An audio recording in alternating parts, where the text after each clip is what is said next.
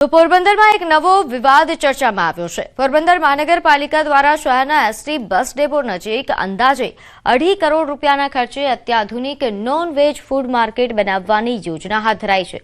લગભગ 3200 થી 3500 ચોરસ મીટર વિસ્તારમાં બનનારા આ પ્રોજેક્ટમાં દમણની માર્કેટની તર્જ પર 28 જેટલા ફેબ્રિકેટેડ સ્ટોલ ઊભા કરવામાં આવશે અને ટેન્ડરિંગ પ્રક્રિયા પણ શરૂ કરી દેવામાં આવી છે, જેને લઈને હવે વિરોધ શરૂ થયો છે।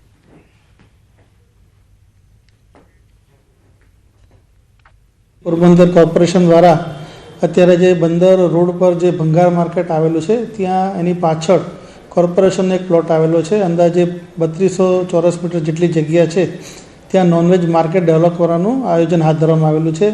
અંદાજે 2.5 કરોડ રૂપિયાના ખર્ચે આ માર્કેટ ડેવલપ થશે। તેમાં રસ્તાની સુવિધા તેમજ પ્યોર બ્લોકની સુવિધા ઊભી કરવામાં આવશે। ત્યાં લોકોને બેસવા માટે ગઝેબા અને શેડની વ્યવસ્થા કરવામાં આવશે।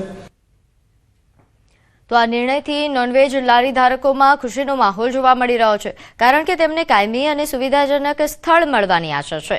પરંતુ બીજી તરફ વિશ્વ હિન્દુ પરિષદે આ પ્રોજેક્ટનો ઉગ્ર વિરોધ નોંધાવ્યો છે।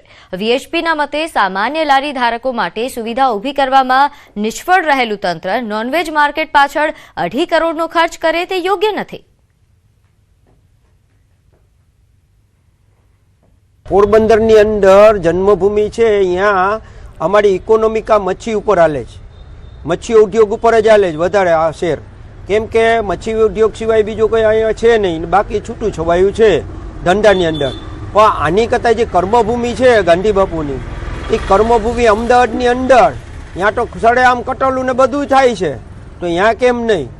તો અહીંયા કેમ વિરોધ નથી કરતા? અહીંયા નોનવેજ વેચાય, બધું વેચાય છે, પણ ખરેખર આ થાય છે અમે અહીંયા રોજગાર મળે ભાઈ, આમાં જીવની ઉપર નભે છે બધા। નોનવેજ માટે આટલું ફંડ, સરકારી ફંડ જે લોકોના જ પૈસા છે, એને આવી સુવિધા આપવાનો શું મતલબ? તો આના માટે અમે વિરોધ દર્શાવીએ છીએ અને જો જરૂર પડે તો અમે આવેદન પણ આપશું। હા, એ જે ગામની વચ્ચે છે એને દૂર ખસેડે તો એ સારું છે, એનો અમને કોઈ વિરોધ પણ નથી, પણ આવી આધુનિક સુવિધા દેવાનો શું મતલબ? હા, ભલે એમના માટે જગ્યા આપે, જગ્યા ફાળવે, કોઈ વાંધો નહીં, પણ આવી સુવિધા ન અપાય કે જેથી ઘણી બધી આપણી ગામમાં નાસ્તાની રેકડીઓ છે, તો પછી એ લોકોનો શું વાંક? એમને પણ તમે આપો તો